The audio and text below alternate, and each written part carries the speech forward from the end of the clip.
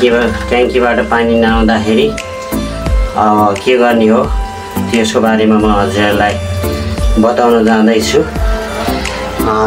माथि मैले युनियन हेरिसकेँ, युनियनमा पनि जाम भएको कचरा थियो त्यो मैले खोलिसकेँ। खोलेर अनि त्यसपछि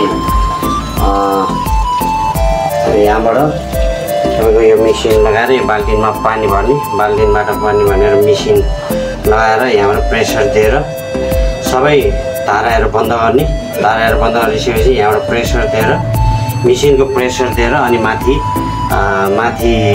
जति पनि फोहोरहरू अड्केको छ माथि त्यो युनियन फुकालेको ठाउँबाट त्यहाँबाट सबै फोहोरहरू निस्किन्छ। ल हजुरहरू पनि आफ्नो घरमा यसरी पाइपहरू ब्लक भयो भने, एयर बन्द भयो भने यसरी गर्न सक्नुहुनेछ है त। ट्याङ्की त्यसपछि यो युनियन पुरा ब्लक छ हेर्नुहोस् यहाँ, यो तल जाने पाइपमा यस्तो फोहोर छ कि अब यही फोहोर यहाँभित्र भएको सबै फोहोर अब माथिबाट मेसिनबाट पानी चढाएर तलबाट पानी चढाएर अनि यहाँ माथि सबै कचराहरू फ्याँक्ने। अब हेर्नुहोस् अब त्यसको बाँकी फेरि हजुरहरूलाई देखाउँछु। अब यसमा म यो नजल फिट गर्छु, नजल फिट गर्दैछु मेसिन चलाउनको निम्ति। त्यसपछि यसरी पाइप फिट गर्ने,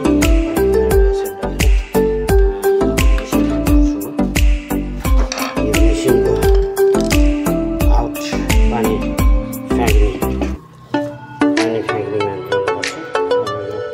पानी माथि प्रेसरले त्यो फोहोर फ्याँकोस् भनेर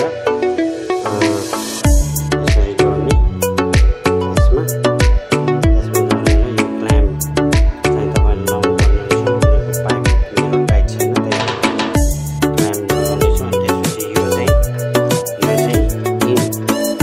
मेसिनको इन्जन चाहिँ यहाँ बाल्टिनमा डुबाउने, बाल्टिनमा डुबाएपछि यो बाल्टिनमा पानी माथि यहाँ निस्किन्छ। फिल गरेर माथि फोहोर निस्केको हजुरलाई देखाउँछु है त। हजुरहरू पनि आफ्नो घरमा यसरी पाइप ब्लक र एयर ब्लक भयो भने यसरी गर्न सक्नुहुनेछ। म मेसिन चलाउन जाँदैछु है, हेर्नु होला। चाहिँ माथि कतिको फोहोर निस्किन्छ अब देख्नुहुन्छ। मेसिन चढ्यो, पानी गइरहेछ माथि, हेर्न सक्नुहुन्छ कति फोहोर निस्कियो। यसरी आउँछ गरेर हेर्नु त। ल यस्तो फोहोर निस्कियो।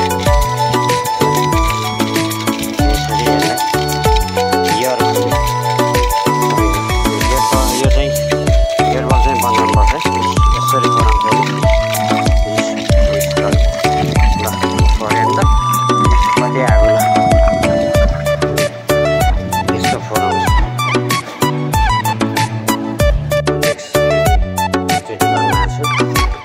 पानी भरेर लिएर मैले फेरि यसरी डुबाउने यसलाई।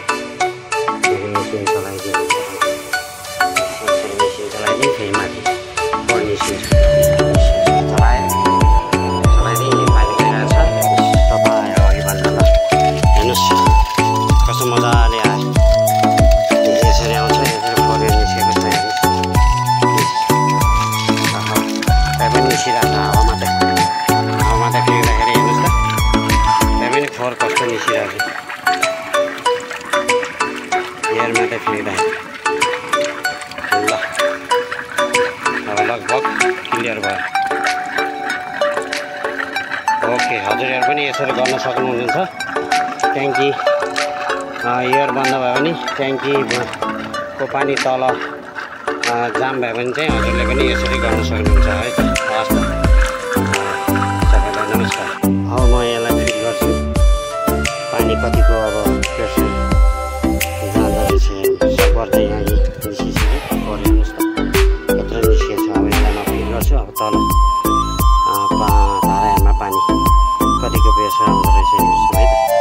हजुरहरू पनि यसरी आफ्नो पाइपहरू जाम भयो भने चाहिँ यसरी गर्न सक्नुहुन्छ है त।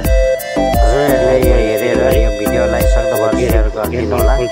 किनकि यो सबैलाई काम लाग्ने चिज हो। सबैलाई आफ्नो घरमा जसरी यो पाइपहरू बन्द भयो भने र यो बन्द भयो भने चाहिँ प्लम्बर नभेट्दाखेरि हामी आफैले गर्न सक्छौँ। त्यसैले यो भिडियोलाई सक्दोभर सेयर गरिदिनु होला। हवस् त ल हजुरहरू पनि गर्न सक्नुहुन्छ है त। भिडियोलाई यहाँ राख्दैछु। हवस् नमस्कार।